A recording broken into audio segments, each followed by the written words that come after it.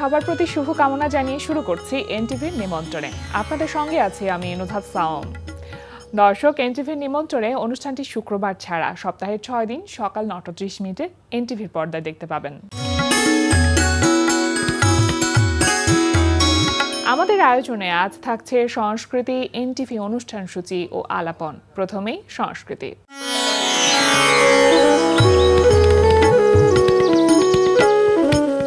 ধানমন্ডির ভূমি আর্ট গ্যালারিতে অনুষ্ঠিত হচ্ছে 12 জন শিল্পীর দলীয় চিত্রকলা প্রদর্শনী ড্রিম ওয়েভার। প্রদর্শনী চলবে 28 অক্টোবর পর্যন্ত। ধানমন্ডির বেঙ্গল শিল্পালয়ে অনুষ্ঠিত হচ্ছে শিল্পী ইয়াসমিন জাহান নূপুরের একক চিত্রকলা প্রদর্শনী আনরিভেইলিং সাইলেন্স। প্রদর্শনী চলবে 22 নভেম্বর পর্যন্ত।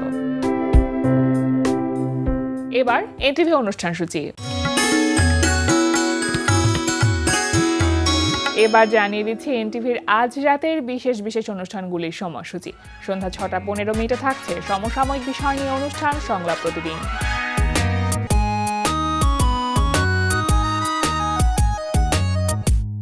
সন্ধ্যা 6:45 থাকছে খেলাধুলা বিষয়ক অনুষ্ঠান গ্যালারি।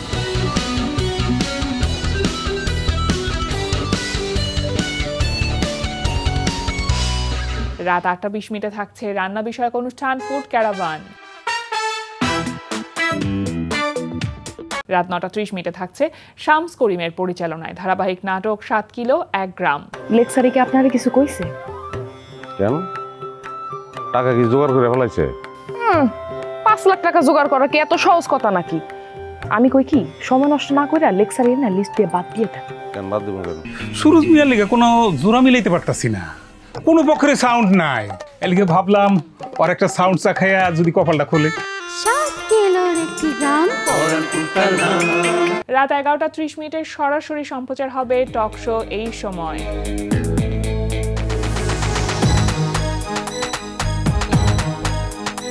এই ছিল এনটিভির আজ রাতের বিশেষ বিশেষ অনুষ্ঠানগুলির সময়সূচি। এবার আলাপন। প্রিয় দর্শক, আমাদের আলাপনের আজকের অতিথি চিত্রশিল্পী কিবরিয়া কাজী। শুভ সকাল। শুভ সকাল। কেমন আছেন? আলহামদুলিল্লাহ, ভালো আছি। দর্শককে জানাতে চাই এবং সেই সাথে আপনাদেরকেও আসলে অভিনন্দন জানাতে চাই। আমরা জানি যে সোসাইটি অফ ফাইন আর্টস এবং শিল্পকলা একাডেমির উদ্যোগে নবমবারের মতন অনুষ্ঠিত হচ্ছে শিল্পকর্ম প্রদর্শনী। 25 অক্টোবর থেকে শুরু হয়েছে এবং এটা চলবে 31 অক্টোবর 2025 পর্যন্ত। এই প্রদর্শনী সম্পর্কে একটু জানতে চাই যে কিভাবে শুরু হলো বা এখন কেমন যাচ্ছে প্রদর্শনী। সোসাইটি অফ ফাইন আর্টসের জন্ম 1981 সালে গল্পের মাধ্যমে। আমরা 4-5 জন বন্ধু শিল্পী, মূলত শিল্পী আসাদুল ইসলাম আসাদ, যে রাজশাহী কারুকলা মহাবিদ্যালয়ের প্রতিষ্ঠা, তাদের মধ্যে একজন। তার সঙ্গে ছিলেন আমাদের শিল্পী বনিজুল হক, পরবর্তীতে উনি আমাদের অধ্যক্ষ, প্রথম প্রতিষ্ঠাতা অধ্যক্ষ। এই দুজনের হাত ধরেই আসলে রাজশাহীতে শিল্পকলার জন্ম বলা যায়। আচ্ছা, এই দুজনকেই। এর সঙ্গে আরও অনেকে জড়িত ছিলেন। আমরা 4 বন্ধু চিটাগংয়ে পড়তাম, চট্টগ্রাম চারুকলা কলেজে। সেখান থেকে 4 বন্ধু শিল্পী বনিজুল হকের উৎসাহে এবং ওনার সাহসেই আমরা রাজশাহীতে, যে দিনাজপুর থেকে খুলনা মাঝখানে কোনো চারুকলার বিদ্যাপীঠ নাই, সুতরাং এই এলাকার মধ্যে একটা চারুকলা শিক্ষাঙ্গন হওয়া দরকার। এই চিন্তা থেকেই রাজশাহীতে চারুকলার জন্ম। 1978 সালে রাজশাহী মিউজিয়াম, যেটা বরেন্দ্র রিসার্চ মিউজিয়াম বলে, শিল্পী কামরুল হাসান উদ্বোধন করেন এবং বাংলাদেশের প্রথিতযশা 65 জন থেকে 70 জন শিল্পী ঢাকা থেকে আমাদের রাজশাহীতে উদ্বোধন অনুষ্ঠান ছিল। সোসাইটি অফ ফাইন আর্টসের উদ্যোগে প্রথমবারের মতন যে শিল্পকর্ম প্রদর্শনী আপনারা আয়োজন করেছিলেন, সেখানে অনেকেই অংশগ্রহণ করেছিলেন। সেটা ছিল আমাদের প্রথম প্রদর্শনীটা শুরু করি 1981 সালে সোসাইটি অফ ফাইন আর্টসের। সেটা রাজশাহীতে হয়েছিল। সেটা রাজশাহী টিচার্স ট্রেনিং কলেজে 1981 সালে।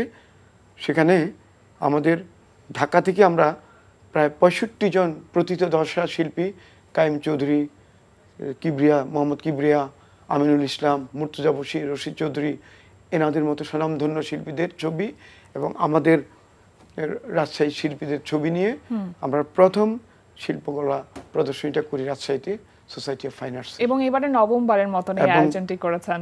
এরই ধারাবাহিকতায় আমরা এই বছরই 8ম শিল্পকলা প্রদর্শনী করি শফিউদ্দিন শিল্পালয়ে।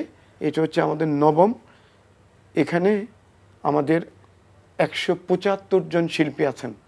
বাহ, অনেক। হ্যাঁ, 350টা ছবি, ভাস্কর্য, মুরাল, ওয়াটার কালার, অ্যাক্রিলিকের কাজ, অয়েল কালার মিলে 350টা কাজ আছে। এবং আমরা যে গ্যালারিতে করছি এটা শিল্পকলার সবচেয়ে বৃহত্তম, সবচেয়ে বড় গ্যালারি, 1 নম্বর গ্যালারি। আচ্ছা, 175 জন শিল্পীর কাজ নিয়ে আপনারা এই প্রদর্শনী আয়োজন করছেন, তার মানে এটা একটা বেশ সময় সাপেক্ষ ব্যাপার যে কতজন শিল্পী এখানে অংশগ্রহণ করবে, শিল্পীরা কি ধরনের কাজ দিবে, এই যে একটা নির্বাচন প্রক্রিয়া, এই বিষয়টি আসলে কিভাবে করেছেন এটা আপনারা? হচ্ছে আমাদের ঢাকাতে আমাদের এই সোসাইটি অফ ফাইন আর্টসের একটা কমিটি আছে। জি, সেই কমিটির সঙ্গে আমি সভাপতি হিসেবে আছি। আমার সঙ্গেই সাধারণ সম্পাদক তহুর আহমেদ আছেন, তারপর আমাদের কোষাধ্যক্ষ জিন্নাতুন তহুরা, এরা সবাই শিল্পী। জি, এরপর সজল নামে একজন, শামীম আহমেদ, স্বাধীন মাহমুদ শামীম। আমরা এই কজন বসে এই গত 2 মাস আগ থেকে আমাদের এই প্রস্তুতি চলছিল। সেই প্রস্তুতির সমাপনী বলতে পারেন 25শে অক্টোবর প্রদর্শনীর উদ্বোধনের মাধ্যমে। হ্যাঁ। এখানে কি তেমন কোনো কিউরেশন করা হয়েছে, বা সেটা যদি করে থাকে তাহলে কারা করেছে? কিউরেশনের কাজটা করেছেন মূলত শেখ মনিরউদ্দিন জুয়েল, ঢাকা চারুকলা অনুষদের ইতিহাস, হিস্ট্রি অফ আর্টের চেয়ারম্যান উনি, এবং এম এ আজিজ ওরিয়েন্টাল ডিপার্টমেন্টের অধ্যাপক, তারপরে কাউসার হাসান টগর স্কাল্পচার ডিপার্টমেন্টের অধ্যাপক। ওনারা এই 3 জনই মূলত কিউরেশনের কাজটা করেছেন। আচ্ছা, কিউরেটিং এর কাজটা 25 অক্টোবর শুরু হয়েছে, আপনি যেমনটা বলছিলেন যে উদ্বোধনী আয়োজন ছিল, সেদিন কারা কারা উপস্থিত ছিলেন? উদ্বোধনী অনুষ্ঠানে আমাদের প্রধান অতিথি ছিলেন স্বনামধন্য শিল্পী আব্দুল সত্তার sir, honorary professor, oriental department, Dhaka চারুকলা অনুষদ, ঢাকা বিশ্ববিদ্যালয়। কাউসার হাসান টগর অধ্যাপক, এবং অধ্যাপক জুয়েল মনির, আজহারুল ইসলাম চঞ্চল ডিন, চারুকলা অনুষদ, ঢাকা বিশ্ববিদ্যালয়। উনি উদ্বোধন করেন, এবং প্রধান অতিথি ছিলেন সত্তার স্যার। আচ্ছা, একই বছরে দুটো প্রদর্শনী এবং দলীয় শিল্পকর্ম প্রদর্শনী মানে অনেক বড় দায়িত্ব বা দায়ভারের একটি বিষয় থাকে। তো আপনারা কি আসলে পরিকল্পনা করছেন যে প্রত্যেক বছর আসলে দুটো করে প্রদর্শনী করবার এরকম কিছু? আমাদের একটা করে করার পরিকল্পনা ছিল, মূল টার্গেটটা হচ্ছে একটা করে করার প্রত্যেক বছর, যেহেতু 24-এ আমরা করতে পারিনি। আচ্ছা, সেজন্য 24-এর রিপ্রেজেন্টেশনটা ছিল আমাদের 25-এ প্রথমে, আর 25-এরটা এখন এই যেটা 25 অক্টোবর থেকে। যখন ছবি নির্বাচন ছিল কিংবা শিল্পী নির্বাচনের যে প্রক্রিয়া ছিল, তখন কি আপনারা কোনো বিষয়বস্তু বেঁধে দিয়েছিলেন? না, আমরা ওপেন রেখেছি, যে যার মতো করুক। যেমন আমাদের এখানে ক্যালিগ্রাফি আছে, এখানে আবার অ্যাবস্ট্রাক্ট, রিয়েলিস্টিক, মানে সব ধরনের কোনো আমরা যখন ফেসবুকে স্ট্যাটাস দিই, আপনারা ওপেন রেখেছিলেন। ইভেন কি আমরা কোনো বয়স নিয়েও, আচ্ছা, আমাদের সর্বকনিষ্ঠ আর্টিস্ট হচ্ছে 14 বছর বয়স। আচ্ছা, এবং স্কুল গোয়িং। হ্যাঁ, আর সবচেয়ে বয়োজ্যেষ্ঠ হচ্ছেন সত্তার স্যার। আচ্ছা, মাঝখানে এর মধ্যে বয়সের কোনো প্রতিবন্ধকতা এখানে ছিল না, ব্যারিয়ার ছিল না। অ্যামেচার আর্টিস্ট আছেন প্রায় 30 জনের মতো, শিক্ষার্থী আছে প্রায় 60-70 জনের মতো, আর বাকিরা হচ্ছে প্রফেশনাল আর্টিস্ট। এই যে একটি উদ্যোগ, মানে কেন মনে হয়েছে সোসাইটি অফ ফাইন আর্টসের যে প্রত্যেক বছর একটি করে প্রদর্শনী আসলে করা প্রয়োজন, কি মনে করে আপনাদের এই ভাবনাটি এসেছে? একটা হচ্ছে আসলে মানুষের কাছে যাওয়ার সিঁড়ির দরকার হয়। সেই সিঁড়িটা হচ্ছে আমার নাচ, গান, ছবি আঁকা, হ্যাঁ, শিল্প, সাহিত্য, বিভিন্ন অঙ্গনের মাধ্যমে আমরা উপস্থাপন করে থাকি। ফুটপাতে পাগল রোগ গান গাইতে দেখছি, যে গান গাচ্ছে সে, আমি শুনছিও, তার গানটা আমি শুনছি, আমার ভালো লাগছে। এখন তার মানে সেও একজন শিল্পী, আমরা তার ভিন্ন একটা উপাধি দিয়ে ফেলি। তার মানে প্রতিটা মানুষের মধ্যে কিন্তু এখানে আমাদের সঙ্গে যারা জড়িত এখন আছেন, সবার মনের মধ্যে কিন্তু একটা শিল্পী সত্তা কাজ করতেছে। কেউ ছবি, কেউ গান, কেউ নাচ, কোনো না কোনো একটা ক্যানভাস দিয়ে আমরা আমাদের ভাবনা বা চিন্তাগুলোকে প্রকাশ করি। হ্যাঁ, এটাই। এবং এই মানুষ যদি ছবি দেখে, এটা আমার মানে একটা ভিতরের ব্যাপার আর কি। আমাদের 350 ছবির মধ্যে মিনিমাম মনে হয় 50 থেকে 60,000 মানুষের চিন্তা যে এটা খুবই ভালো লাগতেছে। পাশের ছবিটা বলে যে বুঝতে মানে বোঝা যাচ্ছে না আর কি। এখন ম্যাথমেটিশিয়ানের বা স্ট্যাটিস্টিয়ানের স্ট্যাটিস্টিক্স আমি তো বুঝতে পারবো না, হ্যাঁ কিন্তু উনি বুঝতে চায় ছবিটা, এই ছবিটা কিন্তু দেখে বুঝবে যে এটা বিল্ডিং, কাক উঠছে, পাখি উঠছে, কিন্তু ওনারা এসেই বলেন যে ছবিটা বুঝি না। আমার মনে হয় একটু যদি সময় দেন, হ্যাঁ আমার পক্ষে কোনোদিন সম্ভব না ফিজিক্সের থিওরি বোঝা, আমার পক্ষে কি সম্ভব? হ্যাঁ, একদম শিল্পী সম্ভব না। দারুণ করে বলেছেন। হ্যাঁ হ্যাঁ, এখন শিল্পী তার মনের যে যে বিষয় সেইখান থেকে সে ছবি আঁকবে এবং যে দেখবে তার চিন্তা দিয়েই সে আসলে সে দেখবে। দেখবে। হ্যাঁ আসলে শিল্পী যেটা চিন্তা করেন করতে করতে তার আঁকাতেও কিন্তু চেঞ্জ হয়ে যায়। চেঞ্জ হয়ে সুতরাং যায়, যে চিন্তা দেখবেন, ভাবনা। যিনি দেখবেন ওনার মধ্যে তো পরিবর্তন আসতেই পারে। জি। এই শিল্পী জীবনের কত বছর হলো আপনার 76 থেকে আজ অবধি? এই 44-45 বছর তো হয়ে যাবে তারও মাত্র। মাত্র। হ্যাঁ, তা আমার আনন্দ হচ্ছে আমি আরো একটা প্রতিষ্ঠান আমাদের চট্টগ্রামের আছে, চট্টগ্রাম চারুশিল্পী পর্ষদ, ওটার জন্মলগ্ন থেকে প্রত্যেক বছর 14টা প্রদর্শনী হ্যাঁ ওরা করেছে। 14টা প্রদর্শনীর সঙ্গে আমার ইনভলভমেন্ট বাহ আচ্ছা এবছরটা হয় নাই। এছাড়াও প্রায় 65টা গ্রুপ প্রদর্শনীর সঙ্গে আমি ওতপ্রোতভাবে জড়িত ছিলাম। আর আমার ব্যক্তিগতভাবে 2টা একক প্রদর্শনী আমার করা আছে। করা আছে। এখন দুটো একক প্রদর্শনী কি বাংলাদেশে করা হয়েছে না দেশের ঢাকা বাইরে? শিল্পকলা ঢাকাতে। একাডেমিতে, শিল্পকলা একাডেমিতে 2016-2017-তে একক। আমার শিল্পের প্রতি আপনার যে ভালোবাসাটা মানে এটা কিভাবে তৈরি হয়েছিল? পরিবারে কাউকে দেখে অনুপ্রাণিত হয়েছিলেন কি? আমি আমার মায়ের কাছে গল্প শুনতাম, বাবা ছবি আঁকতেন, কিন্তু বাবা বেসিক্যালি বিজনেসম্যান ছিলেন। একেবারে প্রথম জীবনে উনি 1921 সালে মেট্রিক পাস করে ক্যালকাটা কলেজ থেকে করে ওই জবে ঢুকে যান। কিন্তু তখন উনি ছবি আঁকতেন, মা বলতো, আমি দেখি নাই। গেল এরপর আমি পিটিআইতে পড়তাম, প্রাইমারি ট্রেনিং ইনস্টিটিউট। সেখানে আমাদের ছবি আঁকা, একটা মাটি দিয়ে পুতুল তৈরি করা ছবি আঁকা সাবজেক্ট ছিল। তখন আমার শিক্ষক ছিলেন ননী গোপাল বলে এক স্যার। আচ্ছা উনি বলতো যে তোর দ্বারা অন্য কিছু সম্ভব না, তুই ছবি আঁকা আঁকি এসবের মধ্যেই চলে যা।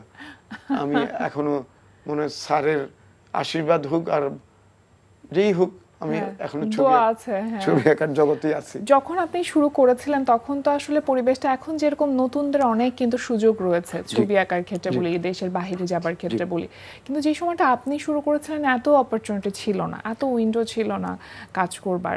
সেক্ষেত্রে একটু কি ভয় কাজ করেনি যে আসলে ভবিষ্যৎটা কি অনিশ্চয়তার দিকে ঠেলে দিচ্ছে কিনা? একটা জিনিস ছিল, জব করব না। আচ্ছা মানে জব করব না, এটা আমি একেবারে আমার পূর্ব নির্ধারিত ছিল। মানে একেবারে আমি জব করিও নাই, এই পর্যন্ত করিও নাই, করার জন্য কারো বারান্দাও যাইনি। আমি আমার সঙ্গে চন্দ্রশেখর সাহাব আড়ঙে, উনি তখন চিফ ডিজাইনার, আমাদের ইমিডিয়েট বড় ভাই, উনি বললেন যে আমরা আড়ঙে অনেক কিছু কাজ করি, তুই আয়। পরে আমি রাজশাহীতে মাঝে মধ্যে সিল্কের শাড়ির উপরে হ্যান্ড পেইন্টের কাজ করতাম। আচ্ছা হ্যান্ড পেইন্টের কাজ করতাম। তখন এক ভদ্রলোক ছিলেন কামাল নামে, ওনাকে পায়োনিয়ার বলা যায় এই দেশে, মানে হ্যান্ড পেইন্টের কাজের উপরে।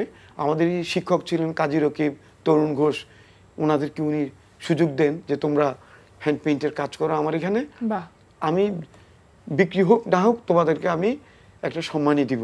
আচ্ছা, মানে সহযোগিতা বা আন্তরিকতার জায়গাটা ছিল। এবং সেই কামাল ভাইয়ের চিন্তার ফসল পরবর্তীতে শেখরদা যখন আমার বলল যে তুমি এই কাজ শুরু করো, আমি আড়ঙে কাজ শুরু করলাম।